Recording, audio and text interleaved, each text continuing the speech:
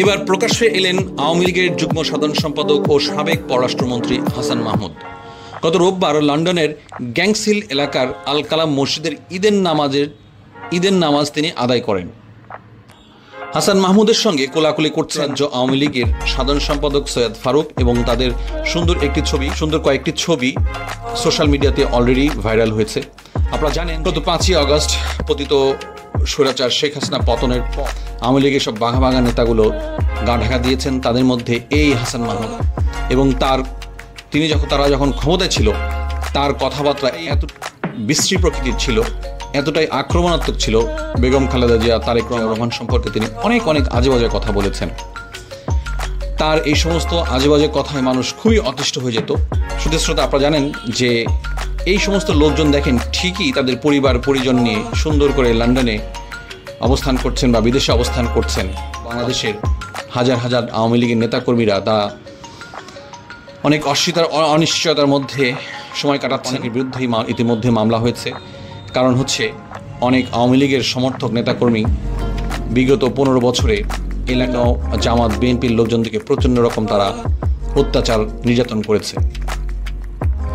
একটি ছবিতে দেখা যায় এবং লন্ডনের যে যুক্তরাজ্য আওয়ামী লীগের সাধারণ সম্পাদক সৈয়দ ফারুকের সঙ্গে কোলাকুলি করছেন এবং আরেকটি ছবিতে দেখা যায় হাসান মাহমুদের সঙ্গে দুজন ভদ্রলোক আছে এবং দুজন কিশোর তার সঙ্গে দেখা যাচ্ছে ছবিতে।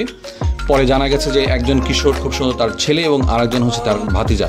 আমাদের ছেলে লন্ডনে পড়ালেখা করে বলে হাসান মাহমুদ বেলজিয়াম থেকে লন্ডনে এসছে ছেলের সঙ্গে ঈদ করার জন্য।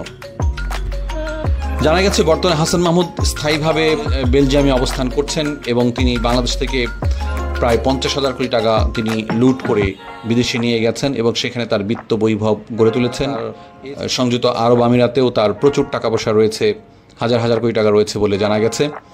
এই হাসান মাহমুদ একসময় আওয়ামী লীগের বেশ গুরুত্বপূর্ণ নেতা হয়ে তিনি নিজেকে আত্মপ্রকাশ করেছিলেন এবং তিনি প্রথমে ছিলেন হচ্ছে আওয়ামী লীগের তথ্য মন্ত্রী, পরবর্তীতে তিনি ছিলেন আওয়ামী লীগের বাংলাদেশ সরকারের পররাষ্ট্র বিষয়ক মন্ত্রী ছিলেন।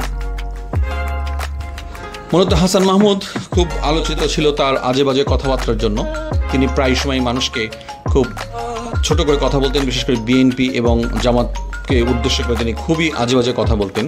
তো আমরা দেখেন যে বাংলাদেশের মানুষ যখন, বিশেষ করে আওয়ামী লীগের লোক যখন অতিশয় খুব খারাপ জীবনযাপন করছে, তখন তারা বিত্ত বৈভবের মধ্যে তারা জীবনযাপন করছে বিদেশের মাটিতে, কখনোই তারা তাদের সমস্ত নেতাকে তারা ঠিকই সুন্দর জীবনযাপন করছে।